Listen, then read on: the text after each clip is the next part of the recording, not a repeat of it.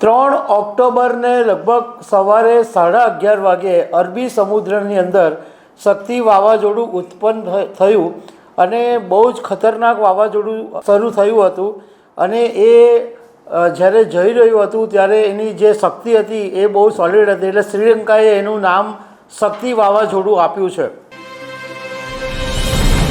3 ઓક્ટોબરના દિવસે અરબી સમુદ્રમાંથી ઊભું થયેલું શક્તિ વાવાઝોડું ક્યાં પહોંચ્યું છે અને ગુજરાતમાં ક્યારે આવવાનું છે, ગુજરાત પર શું અસર કરવાની છે, ગુજરાતમાં વરસાદ પડશે કે નહીં, આ બધા અપડેટ વિશે હું તમારી સાથે વાત કરીશ। મારું નામ રાજેશ શાહ છે અને તમે જોઈ રહ્યા છો ગુજરાતના સૌથી મોટા ડિજિટલ ન્યૂઝ પ્લેટફોર્મ ખબરછે.com। 3 ઓક્ટોબરને લગભગ સવારે 11:30 વાગે અરબી સમુદ્રની અંદર શક્તિ વાવાઝોડું ઉત્પન્ન થયું અને બહુ જ ખતરનાક વાવાઝોડું શરૂ થયું હતું અને એ જ્યારે જઈ રહ્યું હતું ત્યારે એની જે શક્તિ હતી એ બહુ સોલિડ હતી, એટલે શ્રીલંકાએ એનું નામ શક્તિ વાવાઝોડું આપ્યું છે।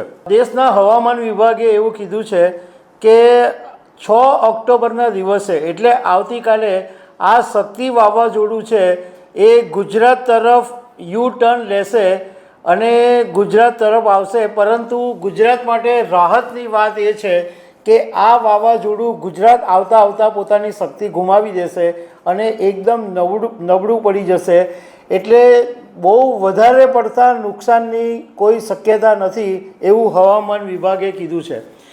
જોકે આની એક અસર એ પડશે કે 8 ઓક્ટોબરના દિવસે ગુજરાતના 6 જિલ્લાઓની અંદર વરસાદ પડશે।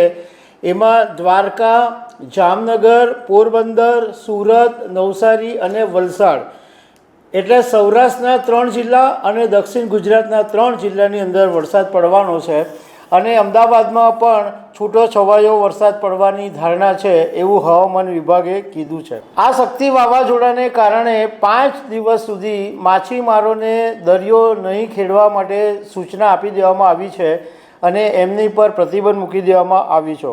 હવામાન વિભાગે કીધું છે કે ગુજરાત માટે રાહતની વાત એ છે કે આની અસર બહુ જ ઓછી થશે અને દરિયાકાંઠે 40થી 45 કિલોમીટરની ઝડપે પવન ફૂંકાશે। ઓમાન તરફ જે વાવાઝોડું શક્તિ ગયું છે એ ગુજરાત તરફ આજથી યુ ટર્ન લેશે અને આવતીકાલે આવશે। વાવાઝોડું શક્તિ છે એ ઉત્તર પશ્ચિમ અને તેને અડીને આવેલા પશ્ચિમ મધ્યની સાગર ઉપર કેન્દ્રિત છે અને દક્ષિણ પશ્ચિમ તરફ આગળ વધી રહ્યું છે।